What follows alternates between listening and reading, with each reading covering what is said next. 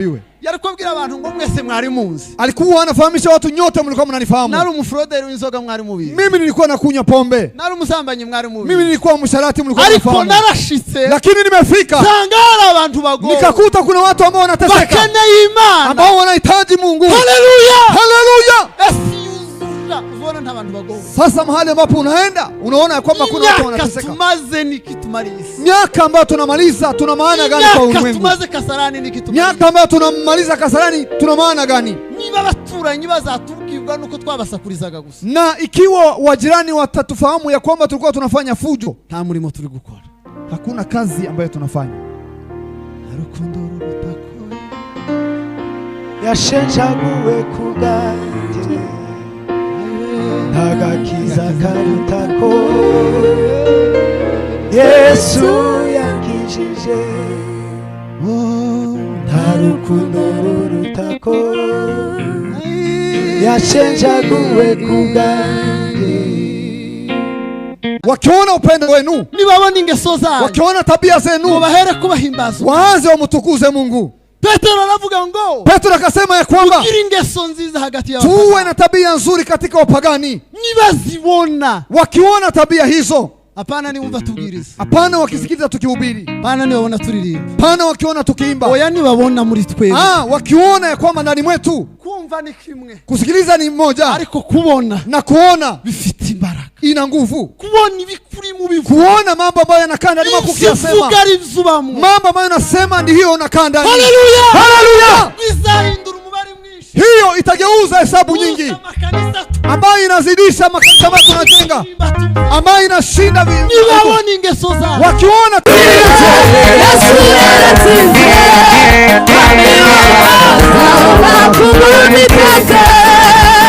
yaratsinze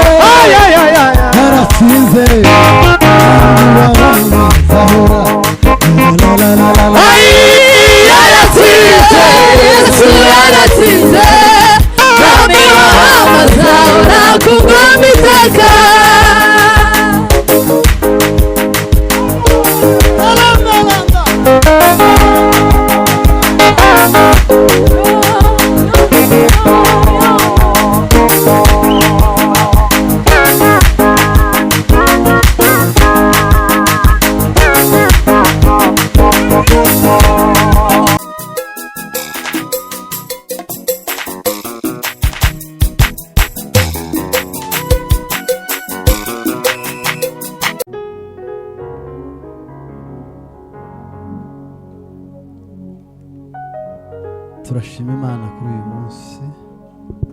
Tunashukuru Mungu kwa siku ya leo. Munsi Imana yaduhaye, siku ambayo Mungu ametulemea kugira ngo duterane twese, ili tuhudhurie sote. Imana ihabwe icubahiro. Bwana asifiwe sana. Ndashima kubw'ikaze mutwakiriye.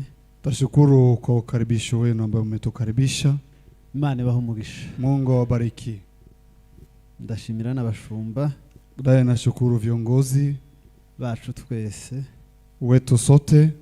Imana ibahe umugisha. Mungu awabariki sana. Ndashimira n'umuyobozi wa gahunda. Hata nashukuru kiongozi msimamizi wa ibada. Imana imuhe umugisha. Mungu amubariki.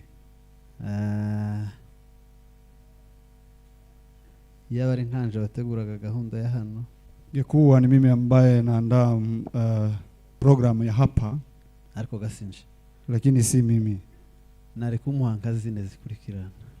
Ningemukabidhi program kama hii ambazo ni za mfululizo. Yego. Hivyo. Ariko Imana imuhe umugisha. Lakini Mungu ambariki. Ndabakiriye namwe mwese. Nawapokea ninyi nyote. Nishimiye kubana namwe. Nafurahia kuwa nanyi. Nishimiye gutaramana namwe. Nafurahia kuhudhuria pamoja na nyinyi. Imana ibahe umugisha. Mungu awabariki sana. Ndifuza yuko tuza kuganira, najisi tukuje kuchangia neno, ijambo ry'Imana, neno la Mungu. Turaganira uruhare rw'itorero mu isi. Tutaongea kuhusu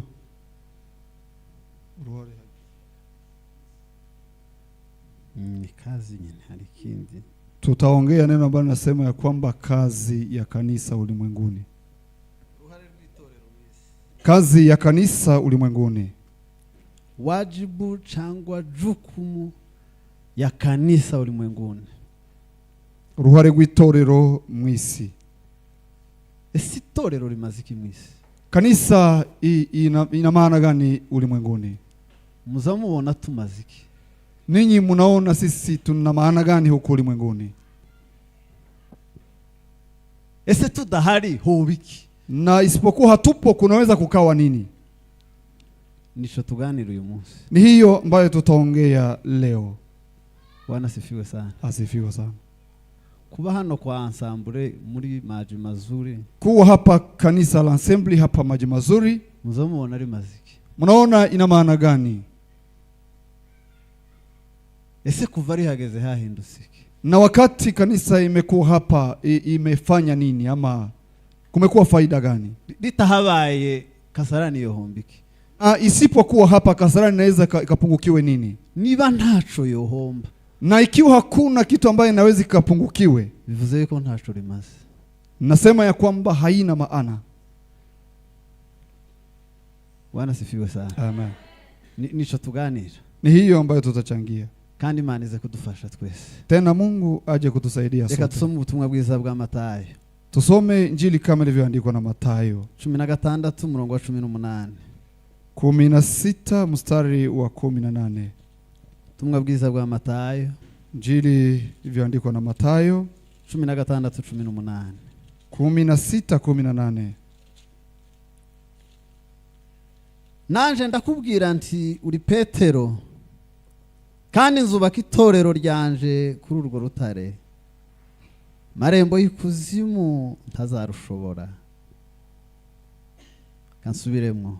Nanje ndakubwira nti uri Petero, uwo ni Yesu yari kuvuga, kandi nzubaka itorero ryanje kuri urwo rutare, kandi amarembo y'ikuzimu ntazarishobora. Amen. Amen. Kansoreze mu ndirimbo za Salomo. Dusoreze mu ndirimbo za Salomo, mu gitabo c'indirimbo za Salomo, wimbo uriyobora 6 umurongo w'8 n'u9. Some 6 mstari wa 8. Hariho abamikazi 60 n'inshoreke 80 n'abakobwa batabarika, ariko inuma yanje naciye akayonga niwe gusa, nikinege ca nyina n'umutoni w'uwamuzaye. Abakobwa iyo bamubonye bamwituhiriwe, ndetse n'abamikazi n'inshoreke nabo baramusingiza. Amen. Amen. Mana mu izina rya Yesu Kristo, uzawohereza ijambo ryawe isi igahinduka. Uzawohereza ijambo ryawe mu mitima igahinduka. Uzi inzara n'inyota dufite muri kino gihe ca none, uzi kidukwiriye. Umwuka wera ahure n'ubugingo bukeneye guhembuka muri uyu mugoroba. Umwuka wera ahure n'ubugingo wagambiriye gukiza uyu mugoroba. Kigica munsi imbaraga z'Imana zigaragare ku buzima bwacu. Ndakwakiriye Mwami Yesu, ndakwakiriye Mwuka wera. Uganiriza imitima yose, niwe uzi inzara n'inyota bafite. Utwemerere kandi ubane natwe. Bwami bw'Imana buze, ntabwo duteranye kubw'ubusa, ahubwo turateranye ku bwawe. Mbaraga z'Umwami Yesu zikora imirimo n'ibitangaza, mu izina rya Yesu Kristo. Amen. Amen. Harukundo rurutako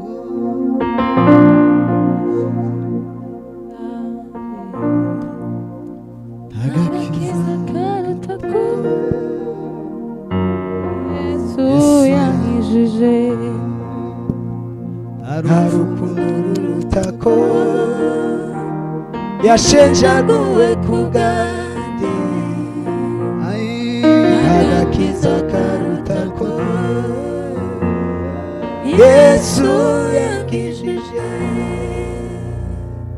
agakiza karuta ko Yesu yakijije nta rukundo ruruta ko yashenjaguwe ku bwanjye agakiza karuta ko Yesu yakijije zaririmba kuzuka kwe impamvu yo kwizera kwanjye Yesu mucunguzi ntare ya Yuda iyerekana zimana nawe. Bwana sifiwe sana. Haleluya. Ndifuza yuko tuza kuganira ibintu nka bibiri muri iri jambo Taka tuje kuchangia mambo kama mawili kwa neno hili cyangwa bitatu. ama mambo tatu. Chambere ndavugaho gatoya itorero niki. Kwanza nitasema kidogo kanisa ni nini. Hanyuma tuze kuganira uruhare rwaryo. Baadaye tuje kuongea kazi ya kanisa. Nibiza gukunda tuvugana aho riri. Na tukipata nafasi tena tuongea kanisa hilo liko wapi? Riri hehe? Liko wapi? Ryasizwe hehe? Limeachwa wapi? Icyambere kwanza itorero niki? Kanisa ni nini? Turabiririmba. Tunaifahamishwa. Turabzibwirana. Hata tunafahamishana. Ariko koko niki? Lakini kwa uhakika ni nini? Ndabivuga mu magambo yoroshe cyane. Nitasema kwa maneno rahisi sana. Itorero kanisa ni ihuriro ni umoja.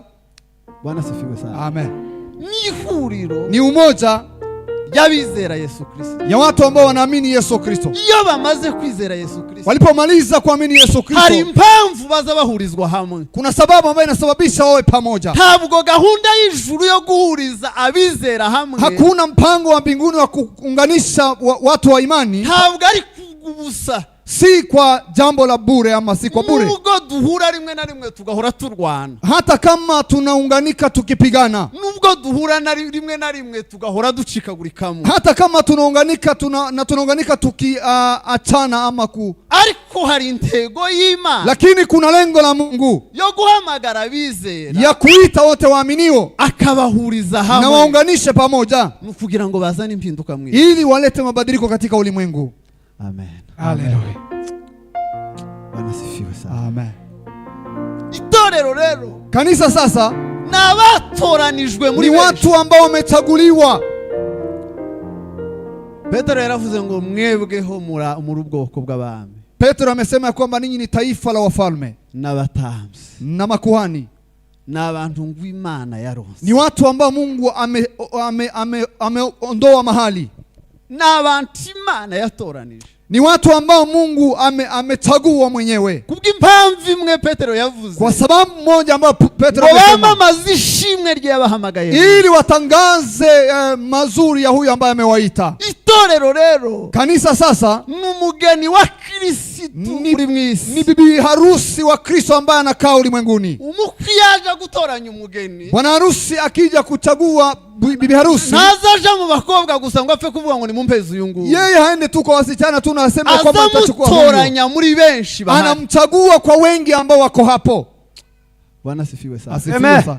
Ashobora guhitamwo umutoya akamurenza bakuri bewe babiri. Anaweza kuchagua huyo mdogo na kumupitisha wakubwa wake wawili. Kubera impamvu yiwe. Kwa sababu yake mwenyewe. Natwe twatoranijwe muri benshi. Nasi tumechaguliwa kwa wengi. Bwana sifiwe sana. Asifiwe sana. Salomo yandika iki gitabo. Salomo andika kitabu hiki ya nyimbo zake. Yakivuzemwe abantu barenga 6. Amesema watu ndani ya kitabu hiki zaidi ya 6. Ariko muri abo 6 bavugwamwo. Na kwa hao 6 ambao wanaongelewa huko ndani. Kuri uyu murongo. Kwa mstari huu. Aravuga ngo hari abamikazi 60. Akasema kuna Malikia ambao wanazidi 60. Hari nishoreke abandi baho ngaho barenga 80. Na kuna hao ambao nao ni kama 80. Aravuga ngo hariho n'abakobwa bo ntibabarika ntabo babara. Baadaye akasema hata kuna wasichana ambao hawawezi wakahesabiki. Ariko aravuga ngo inuma yanje. Lakini akasema ua yangu, inuma yanje ua yangu naciye akayonga. ambaye amefanya hivyo. Bwana sifiwe sana. Asifiwe Amen. sana. Bwana sifiwe sana. Amen. Aravuga ngo niwe gusa, Akasema ni huyo peke yake, ni kinege cha nyina. ni yeye kibinafsi ya mama yake. Bivuga ngo mwisi amubona nkaho ari uyituyemwo wenyine. Kusema ya kwamba ndani ya ulimwengu anaonekana ya kwamba ndiye anaishi ulimwengu ni peke yake. Iyo bambikana impetaro kuntu bazabivuga Wakivika na pete hizo, kuna jinsi wanasema, ngo nagutoranije mu bakobwa bo kwisi bose. anasema ya kwamba nimekuchagua katika wasichana wa ulimwenguni wote. Mureke dushauti haleluya. Shauti haleluya. Kubera yuko Yesu yadukunda. Kwa sababu Yesu ametupenda. Haleluya! Haleluya! Yaguciye iki? Yeye amekuchagua ajili ya nini? Hari abakobwa mwakuranye muri quartier. Kuna wasichana ambao mmekomaa nao katika mtaa, Bari bakurusha kwitonda. hata walikuwa ni wanyenyekevu kuliko wewe, Bari bakurusha kwitonda. walikuwa wanakuzidia kuwa wanyenyekevu.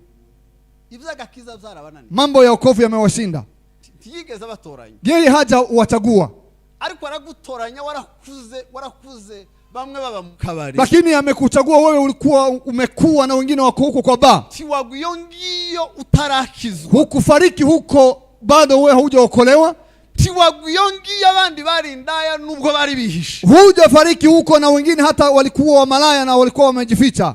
Ni kinege cha nyina. Ni yeye kibinafsi ya mama yake, Iyo twitegereje mwisi akitutizama ulimwenguni, aza tubona twihariye. anatuona ni kama watu wa kibinafsi. Haleluya! Haleluya! Kandi adushiraho ikimenyetso. Hapo sasa natuweka kabisa Isi mstari. ndiyo twibesha. Ulimwenguni hauwezi ukatidanganye kwa sisi, Kubera yuko turi ikimenyetso. kwa sababu sisi ni ishara ya Mungu. Habe niyo turyamye. Hata kama tukilala, Habe niyo turi muri protect. hata kama tuko kazini, Tuba turi benshi ibihumbi byinshi. tuko wengi kabisa, maelfu na maelfu, Ariko umugeni wa Kristo. lakini bibi harusi ya Kristo, Ijisho rya Kristo ribari muri yo. jicho la Kristo liko kwake, Ikimenyetso cy'umwuka wera ishara ya Roho Mtakatifu iko juu yake. Haleluya! Haleluya! Bwana sifiwe sana. Asifiwe sana.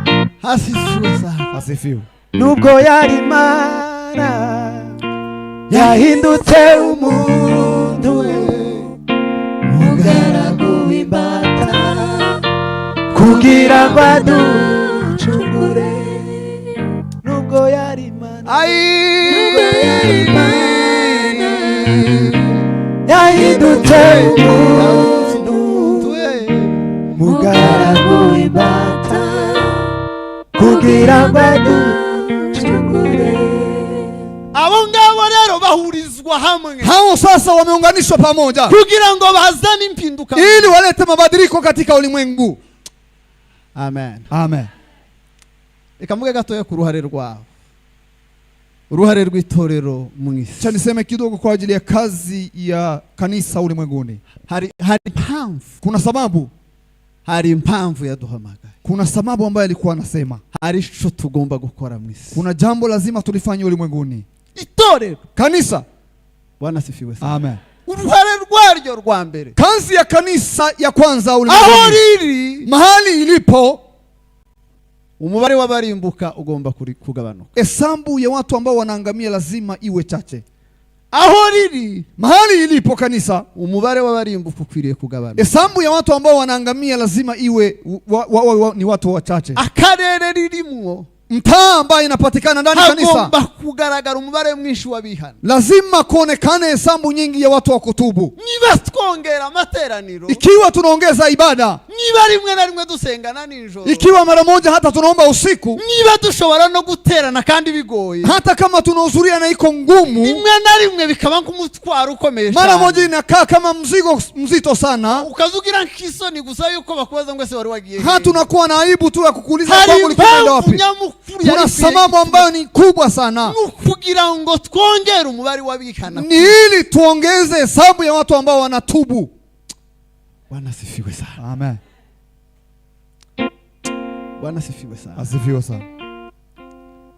hari umugabo nariko nsoma mu kanya, kuna mzee ambaye nilikuwa nasoma yanditse impamvu ngo nishi yarengeje 120, ameandika sababu nyingi akapitisha 120 ngo zikwiriye gutuma tuba bifuza cyane, ambazo zinaweza sababisha tuwe watu ambao wanatarajia sana, ngo kugarura imitima kuri Yesu, kurejesha roho za wanadamu kwa Yesu, kuba barobyi b'imitima, tuwe watu wavuvi wa mioyo za watu. Aravuga ngo impamvu ya mbere, akasema sababu ya kwanza, ngo biba bigaragaza umutima wari muri Kristo, inaonesha roho hiyo ambayo ilikuwa ndani ya Kristo Yesu. Niba dufite umutima, ikiwa tuna moyo ubabazwa n'abarimbuka, bali inahuzunika kwa watu ambao wanaangamia, niba dufite umutima, ikiwa tuna moyo uja gushaka baguye, bali unaenda kutafuta watu ambao wameanguka, twerekana yuko dufite umutima nk'uwa Yesu. Hapo tunaonesha kwamba tuna moyo kama ya Kristo Yesu. Icyakabiri, jambo la pili chantangaje, bali imenishangaza, aravuga ngo uwo mutima, akasema moyo hiyo uwo muntu ngo akunda, wa huyo ambaye mtu anapenda, ngo nta yindi mpano yomuha, akasema hakuna ingine karama anaweza kumkabidhi keretse yo kumuhagakiza, isipokumkabidhi wokovu, keretse yo kumuzana kuri Yesu, isipokuwa kumkabidhi hiyo ya kumleta kwa Yesu. Aravuga ngo niba Yakobo, akasema ya kwamba ikiwa Yakobo yarakoreye Rasheli imyaka 7 kubera kumukunda, amefanyia kazi Rasheli miaka 7.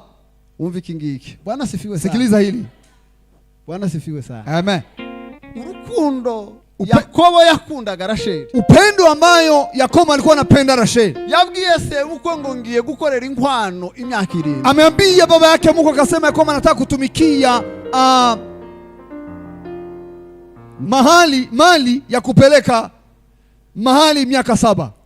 ngo arangize baramuguranira muhezi utariwe, banaye wakambadilishia, wakamkabidhi huyo ambaye hakupenda. Aravuga ngo nakunze Rasheli, akasema nimependa Rasheli, ikiguzi cyose usaba, jambo lolote ambalo utaniomba ndagitanga, mimi nitapeana. Arasubira mukorera indi myaka 7, akarudilia akafanya kazi miaka 7 kugeza umunsi yamubonye, kufikia siku ambayo amekabidhiwa Rasheli. Impano ngo umuntu yoturu wakunda, zawadi ambayo mtu anaweza kukabidhi huyu ambaye anapenda. Tuzamurire Yesu. Nyosha utukufu wa Mungu. Asifiwe Yesu. Asifiwe sana. Asifiwe. Haleluya. Impano umuntu yoturu wakunda, zawadi ambayo mtu anaweza kukabidhi huyu ambaye anapenda, nuko wamuzana kuri Yesu, ili umurejeshe kwa Yesu Kristo.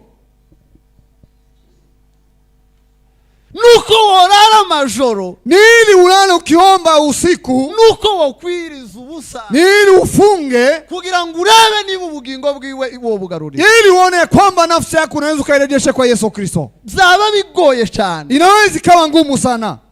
Bwana sifiwe sana. Amen. Nurugendo ntanga cyane. Hiyo ni mfano ambayo napeana sana. Umuvyeyi yahiriye mu nzu, mzazi ameungua ndani ya nyumba, abona nta hantu akigiye, akaona ya kwamba hakuna njia kabisa ya kwenda. Yari afite umwana, alikuwa na mtoto, umwana amushira mu gituza ciwe, mtoto akamweka kifuani mwake, warangize atega umuriro ibituguzi, banaye akaelekeza mabega yake kwa moto. Abaje gutabara, ambao wamekuja kusaidia, basanze wa muvyeyi yahiye, wamekuta mama mzazi huyu ameungua, bamusangana ibikomera to bagikize, wakakuta akona majeraha ambayo hawezi kupona, ariko umwana yari afite ku mutima wiwe ari muzi, lakini mtoto ambaye alikuwa kifuani mwake alikuwa hai. Niba hari ukunda, ikiwa kuna huyu ambaye unapenda, ukabuza umumanika kuri status na unamuweka kwa status, Bwana sifiwe sana. Amen. Warangiza ugashiraho na kamenyetso ku mutima, baadaye unaweka hata na ishara ya moyo, ngo werekane yuko umukunda, ili uoneshe kwamba unampenda, ariko akaba atarakizwa, lakini hajaokoka, ukabutararara ku ijoro ry'umunsi, na hujalala kwa usiku kiomba kwa ajili yake, ukabutaraje mu butayu n'umunsi umwe ngo musenge, na hujaenda mlimani kuomba ili umuombee, azokumanike kuri status nawe sasa naye kuweka kwa status, akubwire ngo uri umwanzi wanje, sasa aseme ya kwamba wewe ni muovu wangu. Impano ikomeye, zawadi ambayo ni nzito, woturuwo ukunda, ambayo unaweza kukabidhi huyu ambaye unapenda, nuko wamubwira Yesu Kristo, ni ili umfahamishe Yesu Kristo, nuko wamubwira Yesu, ni ili umfahamishe Yesu Kristo. Umurimo w'itorero, kazi ya kanisa. Bwana sifiwe sana. Amen. Courage tuzatugira muri mujengo, hiyo jukumu ambayo tunayo kwa mjengo, abantu bakarara badasinzira, watu wanalala bila kusinzia, kugira ngo bubake urusengero, ili wajenge kanisa. abantu bakaba bo burara bagasevinga amafaranga yo gutanga mu kanisa. Watu hata waache kukula ili wasave pesa za kujenga kanisa. Natwe ko turubaka. Nasi tunajenga. Ariko iyi courage tuza tugira. Lakini hii mwito ambayo tuko nayo hari giziri kantera ubwoba. Kuna wakati mimi inaniogopesha. Courage tuza tugira kugura ivyuma. Hii mwito ambayo tunayo ya kuuza vyombo, kununua vyombo. Reka tubanze tutange haleluya kugira ngo muze kuvyumva. Acha kwanza tushauti haleluya. Haleluya! Haleluya! Courage tugira kugura ivyuma. Hiyo mwito ambayo tunayo ya kununua vyombo. Ibi byose byo kwama bipfira rimwe byose ngo pa gutyo. Vyombo hivi kama vinaharibika mara moja vyote, ninga mwo kwinjira n'ibindi bisho. Jumapili tunaweza tukaingia hapa kwa ibada. Hiyo courage tugira. Hiyo mwito ambayo tunayo. Tuigira dushaka ubugingo butarakira tubuzana kuri. Tungekuwa nayo ya kutafuta nafsi ambazo hazijaokoka tuzilete kwa Yesu Kristo. Kuri umubari w'abarimbuka woga abantu. Kwa hakika hesabu ya watu ambao wanaangamia inaweza kuwa chache. Kongererwa umubari w'abakizo. Tunaweza kuongezewa hesabu ya watu ambao wameokoka. Gehinomu yohomba. Gehinomu inaweza ikakose ijuru ryo kungu. Mbinguni inaweza ikabarikiwa. Uburangare bw'itorero kuzubao kwa kanisa kuza kongera umubari w'abarimbuka. Hiyo inaongeza hesabu ya watu ambao wanaangamia. Ubuzutse bw'itorero. Uamsho wa kanisa. Haleluya! Haleluya! Ubuzutse bw'itorero. Uamsho wa kanisa buzabwongera umubari w'abakizo. Inaongeza hesabu ya watu ambao wameokoka. Buzabwongera umubari w'abanyejuru. Inaongeza watu wa mbinguni. Nibisho tutagikora. Ikiwa hatufanyi hivyo, Bwana asifiwe sana. Asifiwe. Niyo shingano ikomeye Yesu yadusiga. Hiyo ndiyo jukumu nzito ambayo Yesu Kristo ametuachia. Shingano Yesu yadusiga. Katika jukumu ambazo Yesu ametuachia. Yaravuze ngo mugende mubwiriza abantu bose. Amesema ya kwamba nendeni mkahubiri ulimwenguni wote. Hari umugabo yarapfuye. Kuna mzee amefariki. Yaratuye mu Rwanda, yari umupolisi. Alikuwa anaishi Rwanda, alikuwa mwanapolisi. Ntabwo yarakishijwe cyane. Yeye hakuwa ameokoka sana. Warangije aja muri mission muri Haiti. Baadaye akaenda kwa kazi Haiti huko. Yapfiriye rimwe n'umpaseri witwa Bukuru w'Irwamagana. Amefariki pamoja wakati moja na mchungaji Bukuru huko Rwamagana. Abenshi bari bamuzi. Wengi walikuwa wamfahamu. Washike muri Haiti. Alipofika kwa nchi hiyo, inzu yarakodeshejemo. Nyumba ambaye alikuwa na renti huko. Nyirayo akaba n'umpagani. Mwenyewe alikuwa ni mpagani. Kandi basengaga ibirirwamana. Na walikuwa naomba miungu.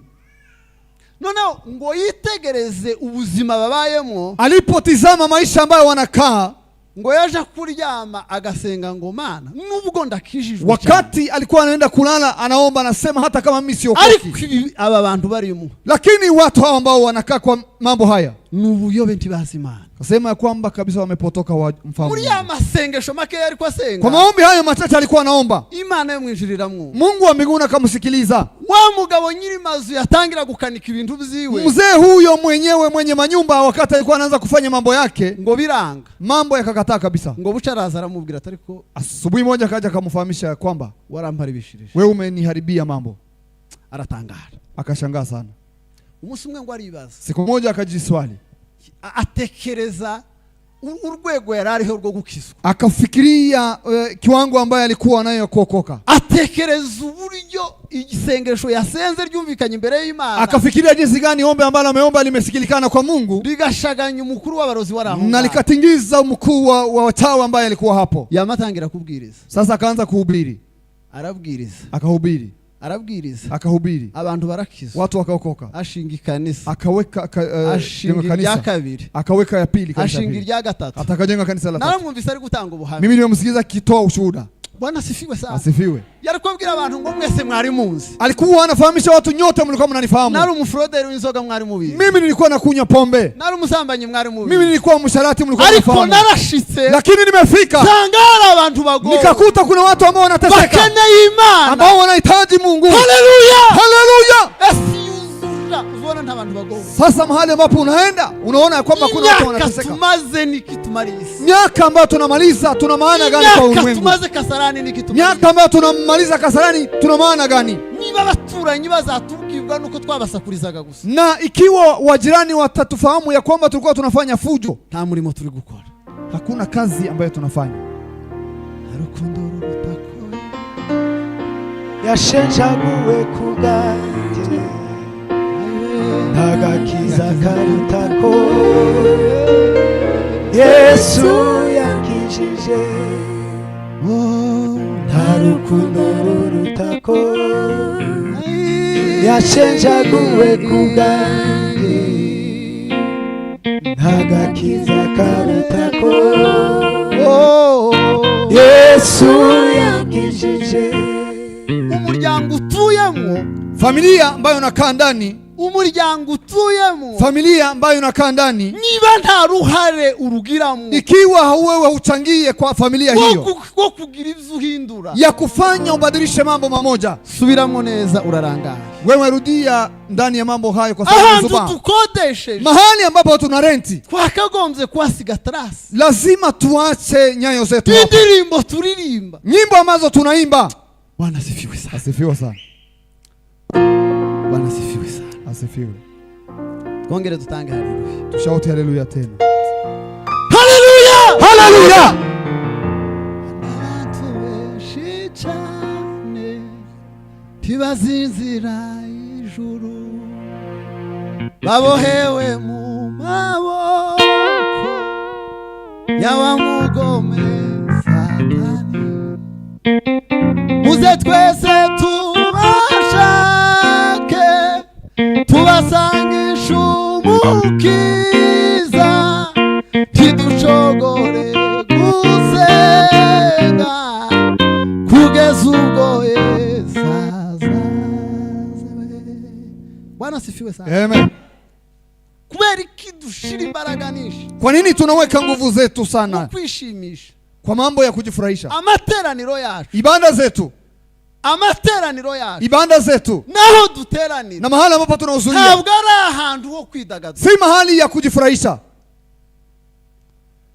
Bwana asifiwe sana. Asifiwe sana. Ntabwo ari ahantu ho kwishimira, Si mahali ya kujifurahisha. nugura kugira ngo twishimire ko twahawe agakiza, Tunakutana ili tufurahie kwa sababu tumepokea ariko wokovu. tukongera tukaririra bataraha. Banaye tunalia na wengine ambao hawajaokolewa. Twarangiza tukaja kubashaka, Banaye tunasonga twende bose kuwatafuta. ntibazadusanga hano mwiza. Wote hawatatukutana hapa kanisani. Bwana asifiwe sana. Asifiwe sana. Mu nyigisho za Biblia, Katika mafunzo ya Biblia, iyo bigisha uburyo bwo gutangira amakanisa, wakifunza jinsi gani ya kuanza makanisa ama kupanda makanisa, bigisha mu icitwa marketplace. wanafundisha jinsi gani masoko ya mahali, uburyo kitwagura ibikorwa by'ivuga butumwa, jinsi gani tunaweza tukapanue kazi za injili. bavuga ngo Anasema ya kwamba twakagombye kuvuga ivuga butumwa, lazima tufanye injili, twakagombye gushiramo imbaraga nyinshi, lazima tuweke nguvu nyingi dutoza buri wese muhantu azakorera, ili tufunze yoyote mahali ambapo anafanyia kazi. abantu bose ntituzobabona hano mwikana. Watu wote hatutawapata hapa kanisani. Iki ngitinzeho kubera yuko n'ubumuga tugira cyane. Hii inakawia kwa sababu hiyo ni ulemavu ambao tunakaa nao. Bwana asifiwe sana. Asifiwe sana.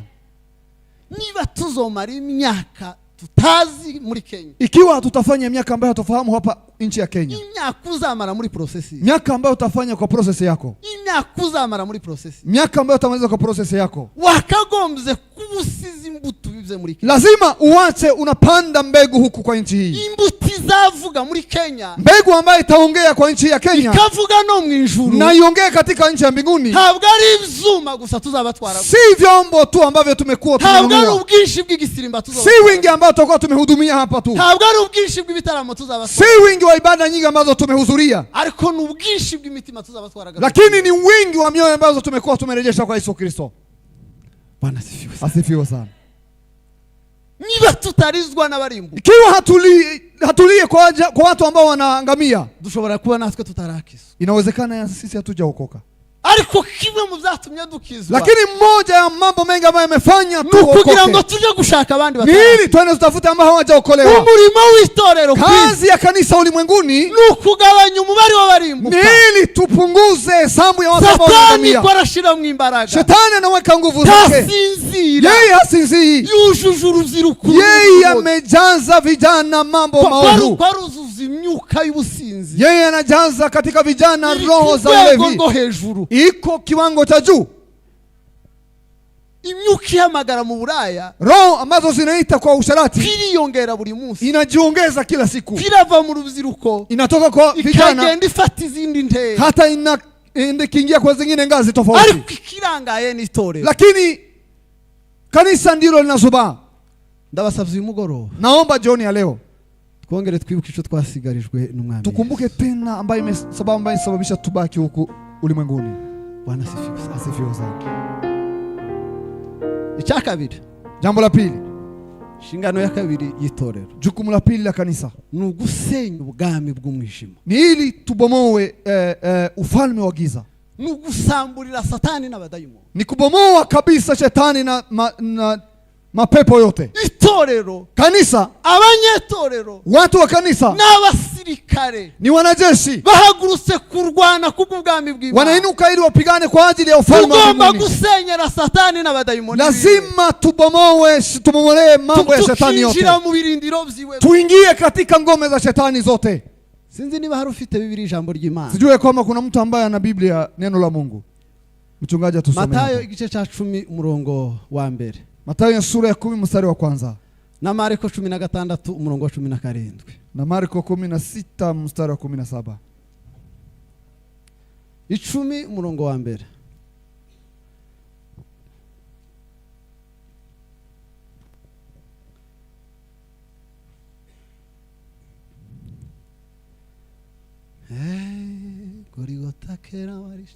Matayo 10 murongo wa mbere. Yego.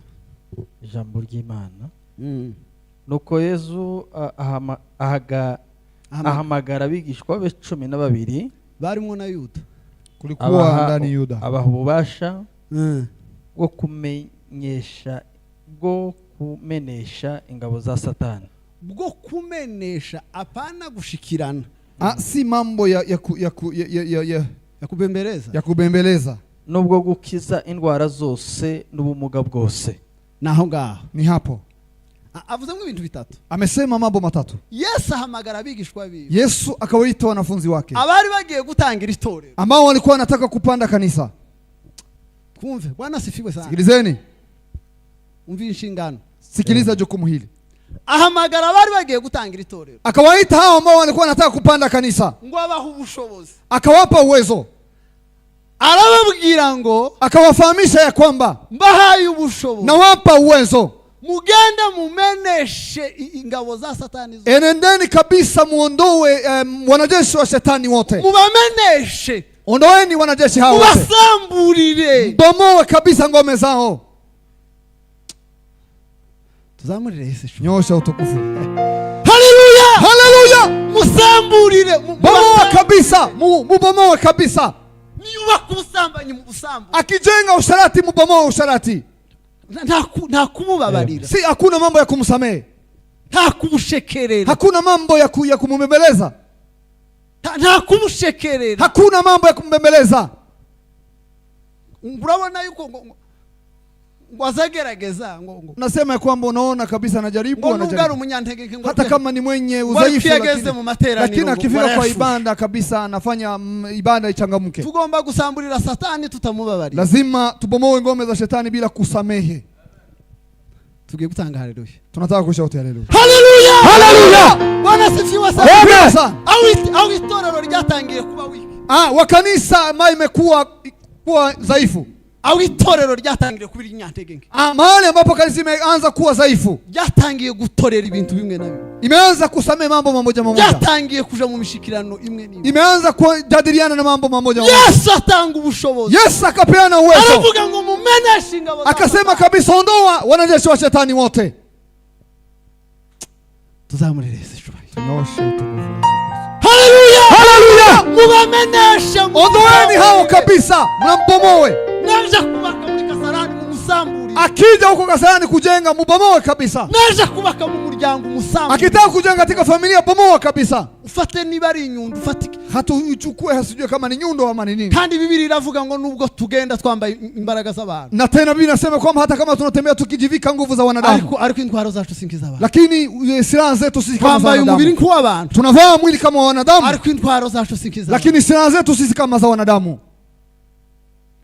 Ariko izo ntwaro. Lakini silaha hizo ngo zifite ububasha. Zina uwezo. Zifite ububasha. Zina uwezo. Amen. Tuzamurire Yesu. Nyosha utukufu. Haleluya! Haleluya! Zifite ububasha. Zina uwezo. bwo gufata mpiri, wa kukamata mateka, bwo gusenya, wa kubomoa ivyo Satani vyose agiye kubaka. Mambo yote ambayo shetani anataka kujenga. Niba ari mu muryango, ikiwa katika familia, niba ari maji mazuri, kiwa ni hapo kwa mtaa maji mazuri, lazima tubomoe mambo yote ya shetani. Ishakabiri, jambo la pili, ngo mukize indwara zose, tuponye magonjwa yote. Ni inshingano y'itorero. Hiyo iko katika jukumu ya kanisa, yo gusengera abarwayi, ya kuombea wagonjwa. Reka mbisubiremo, cyane nirudilie. Tuzamurire sicu. Naosha utukufu. Haleluya! Haleluya! Bwana asifiwe sana. Asifiwe sana. Huko haba gahunda ya repetition. Kama vile kuna mpango wa practice. Huko haba gahunda ya materaniro. Kama vile kuna mpango wa ibada. Itorero. Kanisa. Itorero. Kanisa rifite inshingano, lina jukumu yo gusengera abarwayi, ya kuombea wagonjwa. Ndabisubiramo. Nitarudilia. Nababwiye ngo aho itorero ryatangiriye iri nyantege. Nimewafahamisha kwamba mahali ambapo kanisa imeanza kuwa dhaifu, linaenda likiregeza. Iligenda ligira intege nke. Satani ligenda liregeza ibintu. Satani tukamwubakira. Shetani tunamjengea. Kandi Yesu yatanze urugero. Tena Yesu ametoa mfano. Aho yageraga hose, mahali alikuwa anafika pote, bamuzaniraga abarwayi, walikuwa leta wagonjwa, bose akabakiza, na wote anawaponya. Yaratubwiye ngo mugende mukiza abarwayi. Amesema kwamba nendeni mponye wagonjwa. Twongera tuzangare. Shauti haleluya. Haleluya! Haleluya! Indwara, magonjwa, ibindi bibazo vyose na shida zingine zote, imivumo iva kucha, hiyo ni laana ambayo inatoka kwa dhambi. Hayo yanatoka kwa Shetani. Itorero rifite inshingano, kanisa lina jukumu yo gusamburira iyo Satani, ya kubomoa mambo yote ya Shetani. Bamgusoma Mukuva. Tusomee katika kitabu ya Kutoka 23:25. 23:25. Kuva 23. Uyu mugoroba turasamburira Satani. Ijambo ry'Imana. Oya Bibiliya yera. 25:23. Tureke kuregeza. Tusiregeze. Kuva Manuka.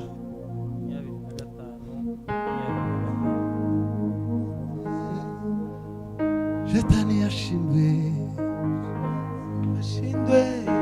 Shetani yashindwe. Reka twumve yahabonye. Uyabarize ibikomeza amaguru. Uyabarize ibikomeza amaguru. 23:25. Yagize ngo ibikomaho.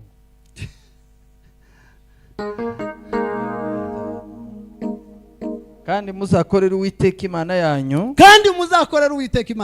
nayo izabaha umugisha, umva uwo mugisha. Sikiliza baraka hiyo.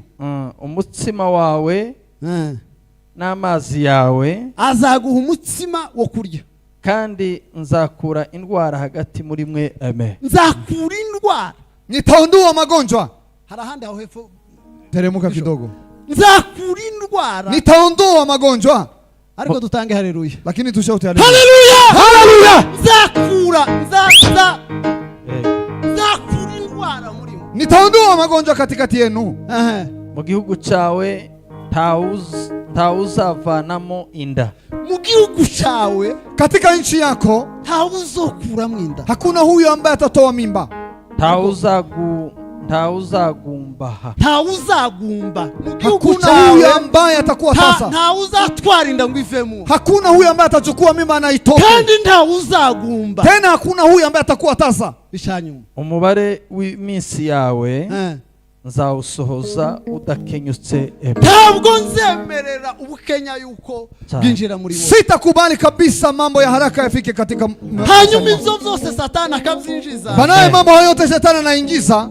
Twamara tukavuga ngo niko Imana yabishatse. Baadaye tunasema ni vile Mungu amependa. Umuntu yarwaye, mtu amegonjeka, nta munsi Yesu yigeze avuga ngo ni ubushake bw'Imana. Hakuna siku moja Yesu amesema ni mapenzi ya Mungu. Munsi yabivuze muri Yohana. Hata siku ambayo amesema katika kitabu ya Yohana. Yariko abivuga ku mpumyi yamaze guhumura. Alikuwa amesema ya kwamba kwa kipofu ambaye alikuwa amemaliza ku ngo taha n'ubushake bw'Imana. Amemwambia kwamba nenda ni mapenzi ya Mungu. Tukarwara ngo niko Imana yabibonye. Tunaugua tunasema ni vile Mungu ameona. Inda zikavamwo ngo niko Imana yabibonye. Mimba zinatoka tunasema ni vile Mungu ameona. Ubukene bukinjira ngo niko Imana yabibonye. Umaskini unaingia tunasema ni hivyo Mungu ameona. Dufite inshingano nk'itorero. tuna jukumu kama kanisa yo gusamburira Satani, ya kubomoa mambo yote ya shetani. Haleluya, haleluya. Dufite inshingano, tuna jukumu ukwitorero rirangara kama vile kanisa linazuba, umubare wakuramwe inda wiyongera. Ni hivyo watu hesabu ya watu ambao wanatoa mimba inajiongeza. Ukwitorero rirangara vile kanisa kizuba, ni kwa bakenyuka bagomeza kwiyongera. Ni hivyo watu ambao wanaenda haraka wanajiongeza. Ukwitorero rirangara, jinsi gani kanisa linazuba? Mureke twirukane Satani,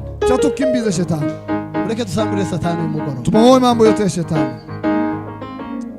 Haleluya, haleluya. Asifiwe Yesu, asifiwe. Bahaye ububasha, nimewapea uwezo.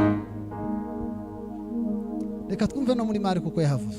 Tusikilize muri disikuru ya nyuma ya Yesu, yari yamaze no kuzuka. Hiyo kabisa ni mambo yake ya mwisho, alikuwa amaliza kuvuvua. Ari kubasezera, alikuwa na waaga uburyo yasezeye itorero. Jinsi gani ameaga kanisa. 16 17 muri bibiri ijambo ry'Imana. 16 17 muri bibiri ijambo ry'Imana. Marko 16 17.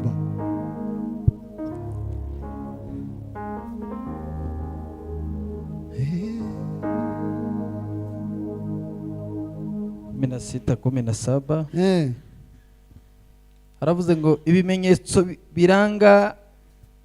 bizaranga abazaba bamwemeye nibi. Ibimenyetso bizaranga abanyetorero n'abakristo ngibi. Ishara ambazo zitakuwa zinaonesha wa Kristo ni hii. Mwizina ryanje bazamenesha ingabo za Satani. Mwizina rya Yesu, katika jina la Yesu Kristo, nta mishikirano, hakuna majadiliano yote. Bazamenesha ingabo za Satani, watakimbiza kandi bazavuga indimi zindi nsha, bazuzuzwa cyane, tena watanena kwa lugha. Nibafata inzoka cyangwa nibanywa uburozi ntacyo bizabatwara.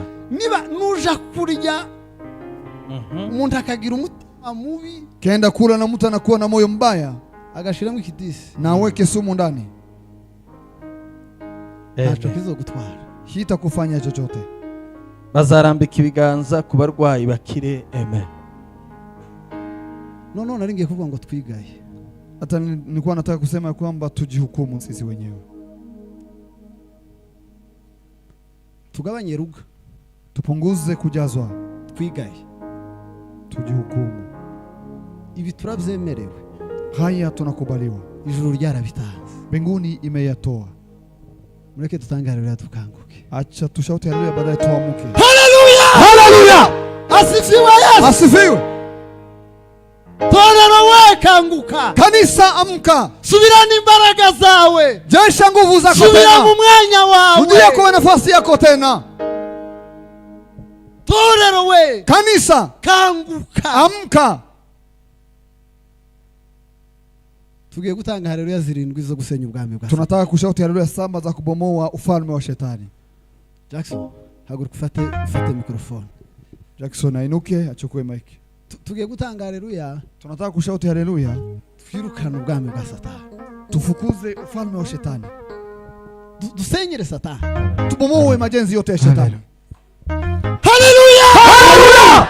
Bwana sifiwe sana. Ni umurimo w'itorero, hiyo ni kazi ya kanisa, niyo huduma itorero rikwiriye. Lazima kanisa ikuwe na huduma hiyo, kubembeleza, hakuna mambo ya kubembeleza.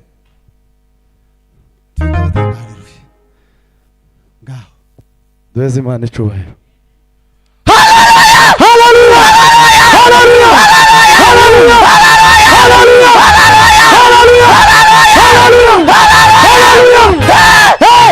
haleluya. Amen. Amen. Dukomere umwami Yesu amashyi. Kongamano sote tushangilie sana.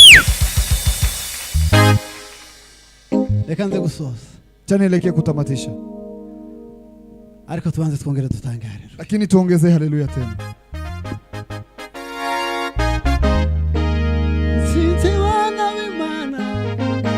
Intsinzi bwoko bw'Imana, muze turirimbe intsinzi ya Yesu.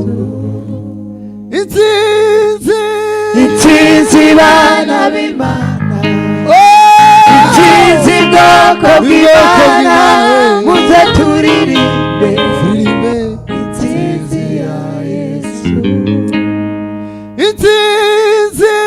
Intsinzi bana b'Imana, bw'Imana muze turirimbe intsinzi ya Yesu intsinzi bana b'Imana intsinzi bwoko bw'Imana muze turirimbe intsinzi ya Yesu.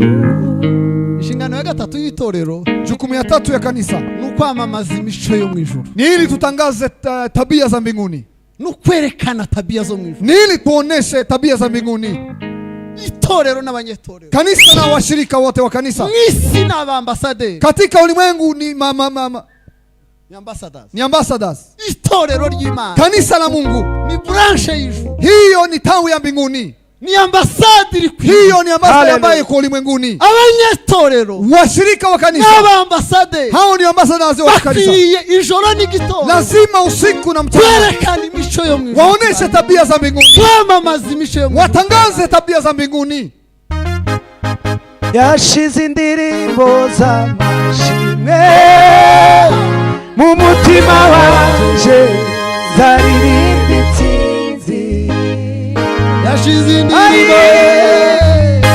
yashize indirimbo z'amashimwe mu mutima wanje, zaririmba intsinzi. Intsinzi bana b'Imana, intsinzi bwoko bw'Imana muze turirimbe intsinzi ya Yesu. Paulo yaravuze ngo ntiyakagira umwifata uko atari. Paulo amesema ya kwamba kusiwe mtu ambaye anajichukulia jinsi haiko. Hari agaciro dufite. Kuna thamani ambayo tunayo. Ntidukwiriye gwifata uko tutari. Si lazima tujichukulie jinsi tunataka. Niba turabana b'Imana, kwa sababu sisi ni watoto. Haleluya, haleluya. Hari uko dukwiriye kugenda, kuna jinsi ambayo inatakikana tutembee, hari uko dukwiriye kuvuga, kuna jinsi ambayo inatakikana tuongee, hari uko dukwiriye gutayipinga, kuna jinsi gani inatakikana tuandike, hari uko dukwiriye kubana, kuna jinsi gani inatakikana tuishi. Turabino, kwa sababu sisi si watu wa huku. Turabino, sisi si watu wa huku. Abaturanyi bacu, majirani wetu bakwiriye kubona dufite itandukaniro nabo. Lazima uone kuna utofauti na wetu, bigatuma bashaka kuba nkatwe na watafute kufanana na sisi, kubera yuko natwe ntitusa natwe, kwa sababu na sisi hatufanani na sisi, turasa n'uwatuzaye, tunafanana na huyu ambaye ametuzaa. Haleluya, haleluya. Asifiwe Yesu, asifiwe Bwana wa majeshi. Imico myinshi dukwiriye kwerekana, katika tabia nyingi ambazo tunataka tuoneshane, hariho imico ibiri, kuna tabia mbili, kandi iyo yose, na tena hiyo yote Biblia zibivuga kimwe. Biblia inasema mara ya kufanana yote. Zivuga ngo nibabibona, inasema kwamba wakiona ngo bahere ko bahimbaza Umwami, waanze wamtukuze Mungu. Ni ibintu bibiri, ni mambo mawili. Nibabona urukundo rwanyu, wakiona upendo wenu, nibabona ingeso zanyu, wakiona tabia zenu, ngo bahere ko bahimbaza, waanze wamtukuze Mungu. Petro anavuga ngo, Petro akasema ya kwamba kugira ingeso nziza hagati yao, tuwe na tabia nzuri katika wapagani. Nibazibona, wakiona tabia hizo, hapana ni umva tubwiriza, hapana wakisikiliza tukihubiri, hapana ni wabona turirimba, hapana wakiona tukiimba, oya ni babona muri twebwe. Wakiona ya kwamba ndani mwetu, kumva ni kimwe, kusikiliza ni mmoja, ariko kubona na kuona bifite imbaraga, ina nguvu. kubona ibikuri mu bivu, kuona mambo ambayo yanakaa ndani mwako, ukiyasema mambo ambayo nasema ndiyo unakaa ndani. Haleluya, haleluya. Bizahindura umubare mwinshi, hiyo itageuza hesabu nyingi ambayo inazidisha makanisa ambayo tunajenga, ambayo inashinda nibabona ingeso zao, wakiona tabia zetu nzuri. Asifiwe, asifiwe sana. Nibabona ingeso zacu, wakiona tabia zetu, bazahinduka, wageuke. Nibabona urukundo rwacu, wakiona upendo wetu, bazahinduka, watageuka. Reka nsoze tusenga Imana. Cyane tamatishe baadaye tuombe. Rwandiko rwa Yohana, waraka wa Yohana, urwandiko rwa mbere rwa Yohana, kwa kwanza wa Yohana 3:10, 3:10. hanyuma dusenge, baadaye tutakuja kuomba. Isanzwe Biblia yera, Biblia yera 3:10, urwandiko rwa mbere 3:10, kwamba icyo nicyo kimenyekanisha abana b'Imana n'abana ba Satani. Iki ngiki, hii ndiyo kiza kimenyesha, ndiyo inatutofautisha, kiza cerekana, ndiyo inaonesha abana b'Imana, wana wa Mungu n'abana ba Satani, na wana wa Shetani. Umuntu wese udakiranuka cyangwa udakunda mwene se, umuntu wese udakiranuka, mtu yote ambaye si mwenye haki, zangeso rero, tabia hizo sasa, nudakunda mwene se, na huyo ambaye hapendi ndugu yake, nukuri kw'Imana subimana, subimana. Umurongo wa 15, mstari wa 15. Umurongo wa 15. Umuntu wese wanga mwene se n'umwicanyi. Tibisabye gufata amashini gani, hayombe uchukue silaha hiyo, nta nubwo bisabye kuzana isumu, hata yombe ulete sumu. Umuntu uzushirira undi mwisumu, mtu ambaye anawekea mwenzake sumu mu biryo katika chakula kugira ngo yamimwisha adasanzwe, ili akule na afe haraka kabisa, arangana neza n'umuntu uzawanga mwene se. Huyo anafanana kabisa na huyo mtu ambaye hataki ndugu yake. Nabicanyi babiri gusa bazakoresha intwaro zitandukanye, ni wawaji wawili tu ambao wanatumia silaha mbili tofauti. Nabicanyi babiri gusa bakoresha intwaro zitandukanye, ni wawaji wawili lakini wanafanyia na silaha tofauti. Urageza kuri 18 bisho. Kandi muzi yuko ari nta mwicanyi ufite ubugingo buhoraho muri we. Nashaka yigaragure nta mwicanyi, hata kama fanya hivi hakuna muwaji ufite ubugingo buhoraho muri we, ambaye anakaa maisha ya milele katika. Kindi cyo kitumenyesha urukundo icyarico, yego, nuko Yesu yatanze ubugingo bwe ku bwacu. Yego, natwe ikidukwiriye nuko twatanga ubugingo bwacu ku bwa bene data. Yego, ariko se ufite ibintu zo mwisi, umuntu wagiriwe amahirwe akabona ibintu zo mwisi, mtu ambaye bahatika na kupata mambo ya ulimwenguni, akareba ko mwene se akenye, yarangiza akaba afite mwene se ukenye, banaye akona ndugu yake ambaye ni maskini, akamugirira imbabazi ze, akamukingira, urukundo rw'Imana rwaguma muri we rute. Yobesha kwa afite urukundo rw'Imana muri we, anaweza kadanganye kama ana upendo wa Mungu ndani mwake kivipi? Bana bato, twe gukundana urumamo mu magambo cyangwa ku rurimi, ahubwo dukundane mu byo dukora no mu by'ukuri. Amen. Mwakira ijambo ry'Imana, pokea neno la Mungu. Aya ni amatangazo y'ijuru, haya ni matangazo ya mbinguni. Igipimo cy'urukundo, kipimo ya upendo ni gukora, ni kufanya kazi.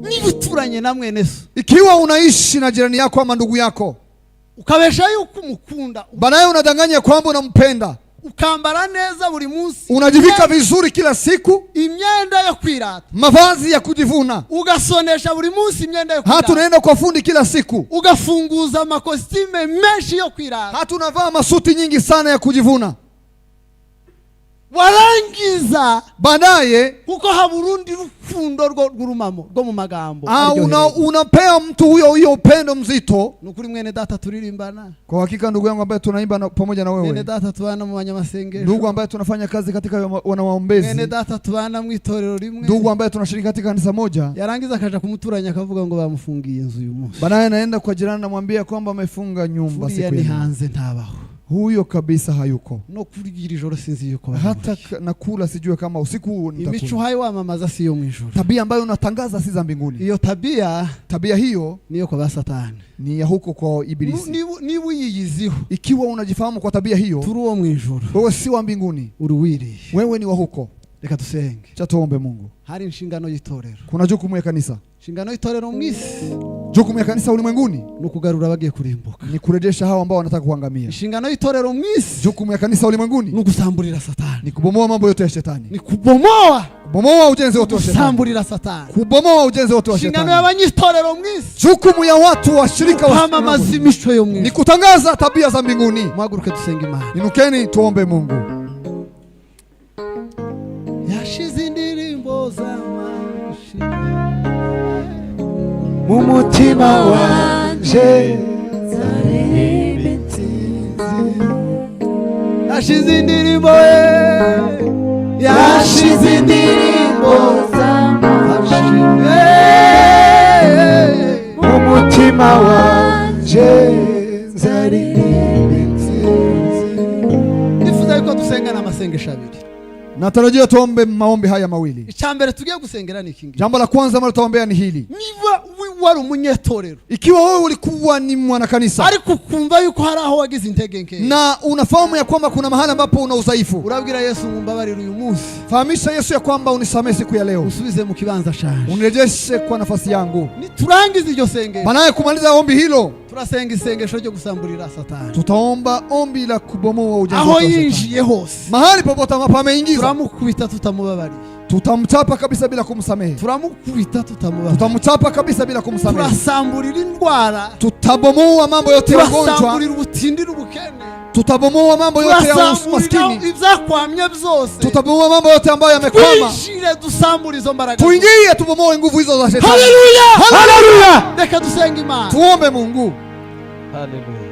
Asifiwe Yesu. Asifiwe Bwana. Yashize indirimbo z'amashyi, umutima wanje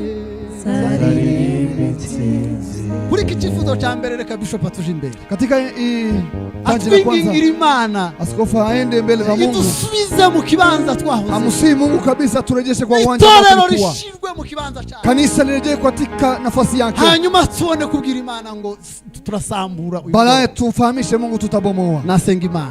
Aombe Mungu. Baba, katika jina la Yesu upewe sifa na shukurani kwa sababu unastahili ondela ribandre de kuheshimiwa Costa na ulimwengu wote mzima.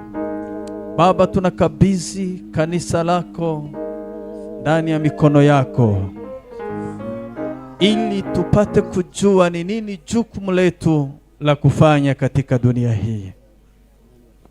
Kanisa kama ulivyosema, umesema ya kwamba nitalijenga juu ya mwamba na milango ya kuzimu haitalibomoa.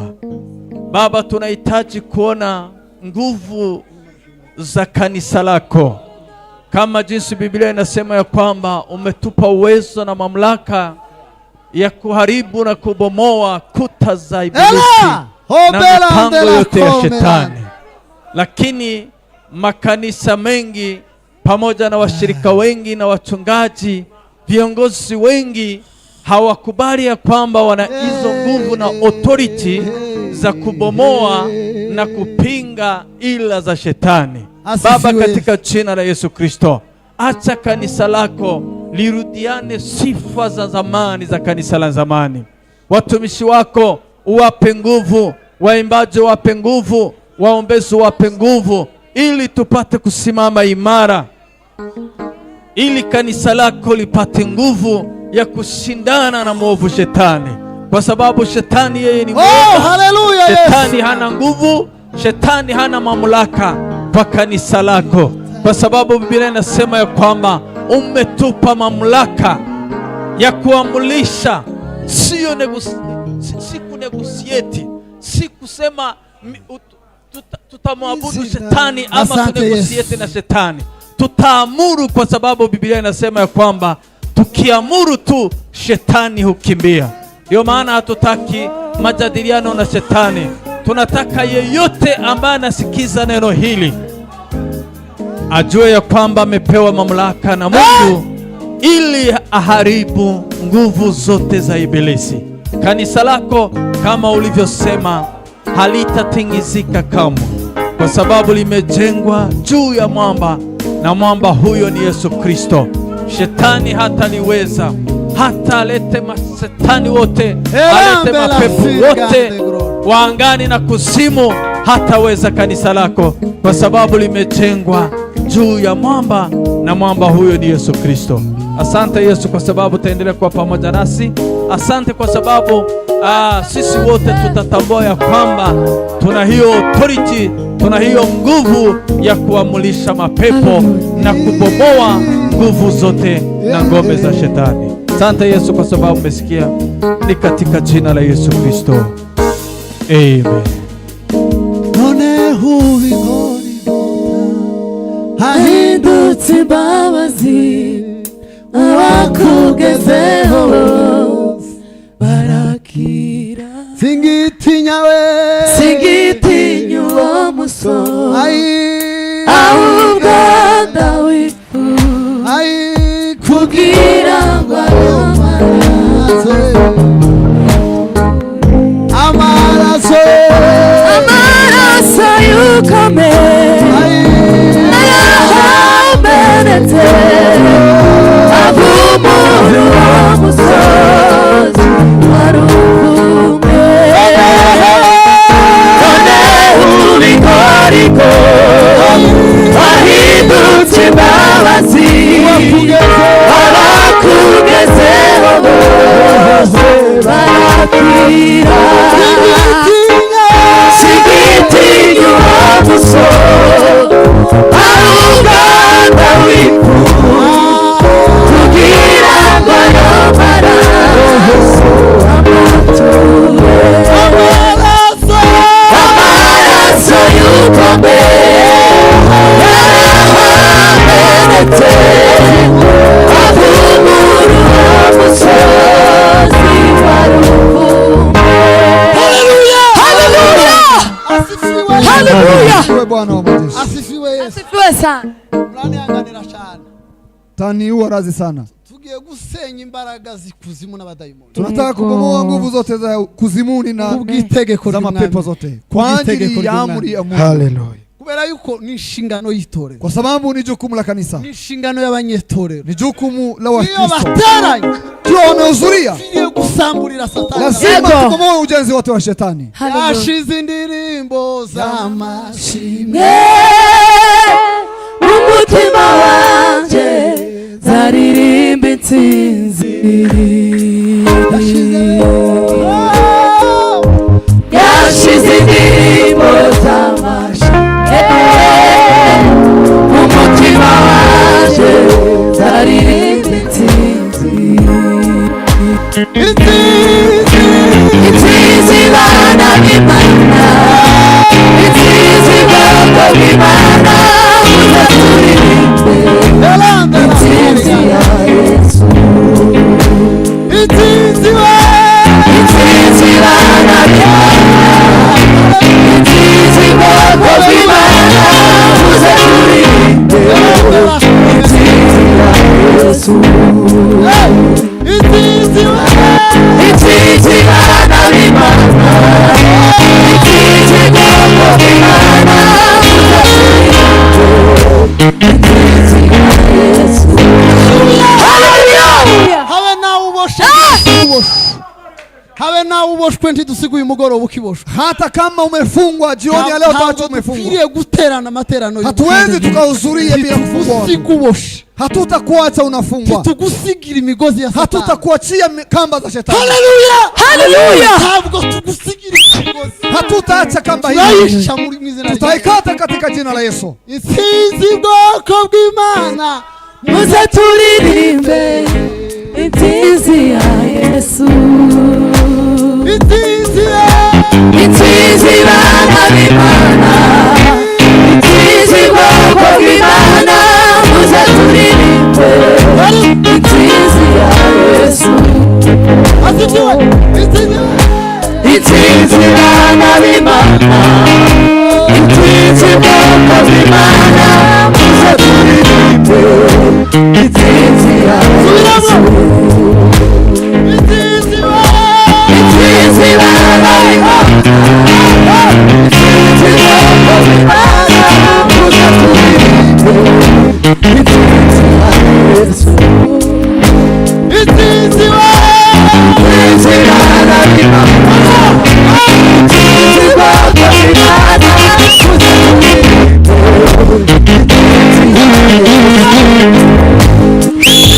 Yesu intsinzi bana b'Imana intsinzi bwoko bw'Imana muze turirimbe intsinzi ya Yesu intsinzi bana b'Imana intsinzi bwoko bw'Imana muze turirimbe intsinzi ya Yesu. Haleluya. Haleluya. Weka nanga kidogo. Haleluya. Wewe usenyi wawe. Wewe ubomoe huko kwako. Senyi wawe. Bomoa huko kwako. Uyu mugoroba ntitusige Satani. Jioni ya leo tutaacha shetani. Turamusenyera mu izina rya Yesu. Tutabomoa ujenzi wake wote katika jina. Turamusenyera mu izina rya Yesu. Tutabomoa ujenzi wake wote. Wakati ni mrefu. Iminsi ni myinshi. Siku zimekuwa nyingi. Iminsi ni myinshi. Siku zimekuwa nyingi. Twaramworoye igihe gihagije. Tumemwachilia wakati mrefu. Turamusenyera mu izina rya Yesu. Lakini tutabomoa ujenzi wake leo. Twara n'ubushobozi. Uwezo wa nguvu za Mungu. Wa mfalme Yesu Kristo. Uyu mugoroba dusenyere Satani. Jioni ya leo tubomoe mambo yote ya Satani. Jioni ya leo tubomoe mambo yote ya Satani. Tumwage kabisa na kazi zake zote.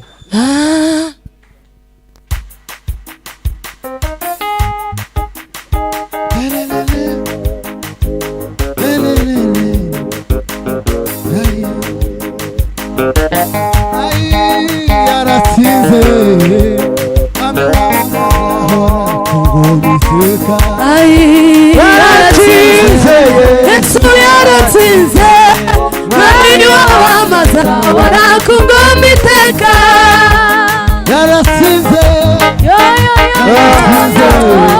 mwami w'abamaza barakugoma iteka amina yaratsinze Yesu yaratsinze mwami w'abamaza barakugoma iteka yaratsinze mwami w'abamaza yaratsinze Yesu yaratsinze mwami w'abamaza barakugoma iteka yaratsinze yaratsinze mwami w'abamiwe kugoma iteka yaratsinze Yesu yaratsinze mwami w'abamaza barakugoma iteka yaratsinze mwami w'abamaza amina yaratsinze Yesu yaratsinze mwami w'abamaza barakugoma iteka yaratsinze yaratsinze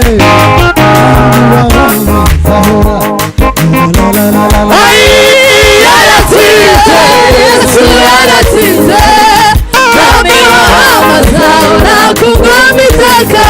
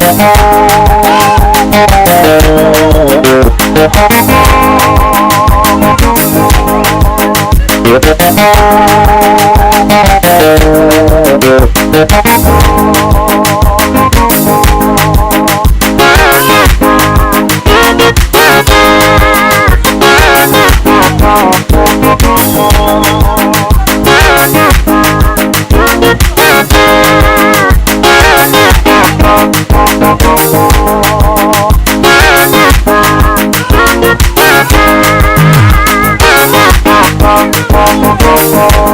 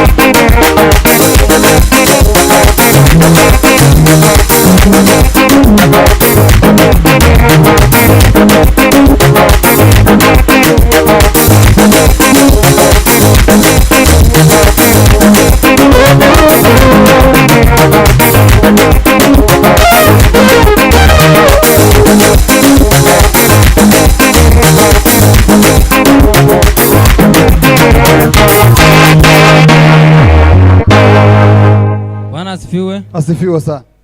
Murabigira neza, Imana ibahe umugisha. Mungu aendelee kuwabariki.